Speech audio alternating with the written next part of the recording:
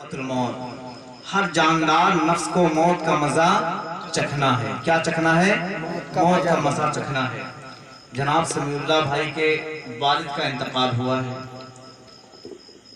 بھلے ان کی عمر زیادہ ہو چکی لیکن باپ ہوتا ہے۔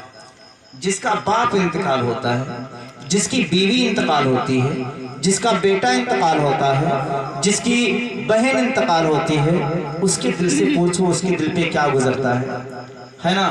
جب ہمارے آقا صلی اللہ تعالیٰ علیہ وسلم کا موت کا وقت ہوا، کس کا وقت ہوا؟ بولو، کس کا وقت ہوا؟ زور سے بولو۔ جب موت کا وقت ہوا، جب وصال کا وقت ہوا، جب انتقال کا وقت ہوا، تو ہمارے آقا صلی اللہ تعالیٰ علیہ وسلم بیمار ہیں۔ کیا ہیں؟ ہمارے آقا بیمار ہیں، اور ان کی بیٹی سیدہ عابدہ زاہدہ ساجدہ فاطمہ خاتون جنت سلام اللہ علیہا رضی اللہ تعالیٰ عنہا اپنے باپ کی خدمت اقدس میں حاضر تھے۔ موت کا فرشتہ دروازے پر آتا ہے، دستک دیتا ہے۔ سیدہ فاطمہ فرماتی ہیں کون ہو تم؟ آنے والا موت کا فرشتہ جواب دیتا ہے کہ میں ایک پردیسی آدمی ہوں، میں ایک لاچار آدمی ہوں، میں ایک مجبور آدمی ہوں۔ سیدہ فاطمہ فرماتی ہیں کس لیے آئے ہو؟ آنے والا جواب دیتا ہے کہ میں حضور کی بیماری کا حال پوچھنے کے لیے آیا ہوں۔ سیدہ فاطمہ فرماتی ہیں جاؤ کل آنا۔ آنے والا موت کا فرشتہ واپس چلا جاتا ہے، اور جب دوسرے دن آتا ہے دروازے پر دستک کی آواز آتی ہے۔ سیدہ فاطمہ فرماتی ہیں کون ہو، کس لیے آئے ہو؟ تو آنے والا جواب دیتا ہے کہ میں کل ہی والا ایک اعرابی آدمی ہوں، ایک مسافر آدمی ہوں، ایک بے بس لاچار انسان ہوں۔ سیدہ فاطمہ فرماتی ہیں کس لیے آئے ہو؟ آنے والا جواب دیتا ہے کہ میں حضور کی بیماری کا حال پوچھنے کے لیے آیا ہوں۔ سیدہ فاطمہ فرماتی ہیں جاؤ کل آنا۔ آنے والا موت کا فرشتہ واپس چلا جاتا ہے۔ جب تیسرے دن آتا ہے، سیدہ فاطمہ خاتون جنت سلام اللہ علیہا رضی اللہ تعالی عنہا اس دن بھی اسے واپس کر دیتی ہے۔ جب وہ موت کا فرشتہ چوتھے دن آتا ہے، سیدہ فاطمہ خاتون جنت چوتھے دن پانچویں دن اسے بھی واپس کر دیتی ہے۔ جب موت کا فرشتہ پانچویں دن آتا ہے، میرے آقا مصطفیٰ جان رحمت اللہ کے حبیب صلی اللہ تعالی علیہ وسلم فرماتے ہیں اے میری جان بیٹی فاطمہ، کیا کوئی دروازے پر آتا ہے؟ کیا کوئی دروازے پر دستک دیتا ہے؟ سیدہ فاطمہ عرض کرتی ہیں ہاں بابا جان، ایک لاچار انسان آتا ہے، ایک مجبور انسان آتا ہے، ایک مسافر آدمی آتا ہے۔ جب میں پوچھتی ہوں کہ تم کس لیے آتے ہو، آنے والا جواب دیتا ہے کہ میں حضور کے بیماری کا حال پوچھنے کے لیے آتا ہوں۔ تو اتنا سنتے ہی میرے آقا کے آنکھوں میں آنسو آ جاتے ہیں، اور فرماتے ہیں اے میری جان بیٹی فاطمہ، وہ کوئی مجبور آدمی نہیں ہے، وہ کوئی لاچار آدمی نہیں ہے، وہ کوئی مسافر آدمی نہیں ہے، بلکہ اے میری جان بیٹی فاطمہ، وہ ہے موت کا فرشتہ، وہ ہے موت کا فرشتہ۔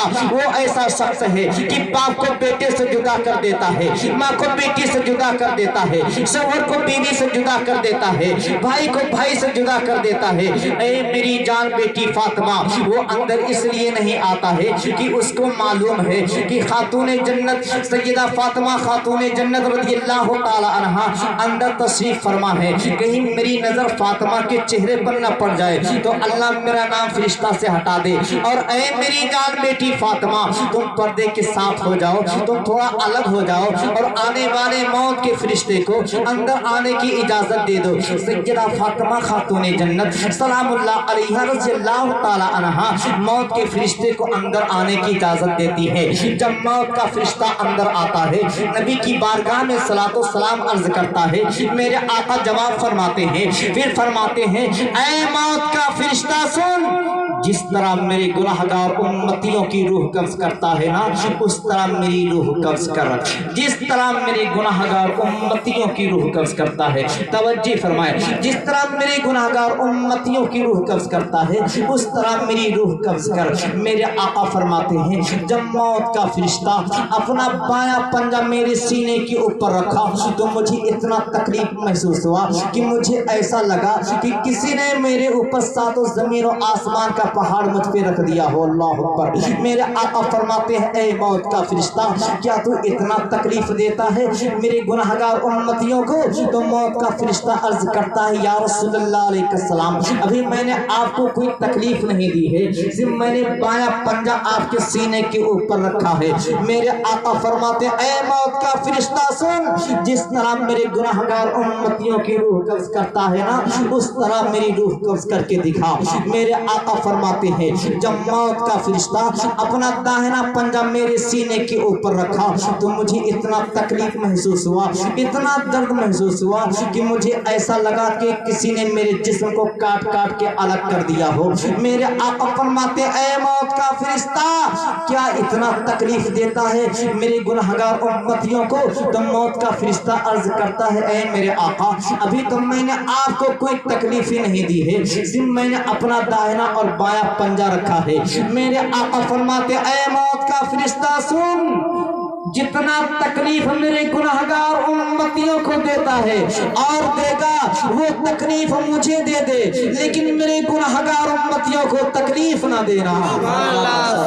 सोचो हमारे नबी हमसे कितना प्यार करते हैं, कितना मोहब्बत करते हैं। आखिरी बात कहता हूँ, ये बताइए है कोई ऐसा जो नबी से ज्यादा कोई प्यार करने वाला, हमारे आका से कोई ज्यादा प्यार करने वाला हो? अच्छा ये बताइए है कोई ऐसा बाप जो अपने बाप से ज्यादा कोई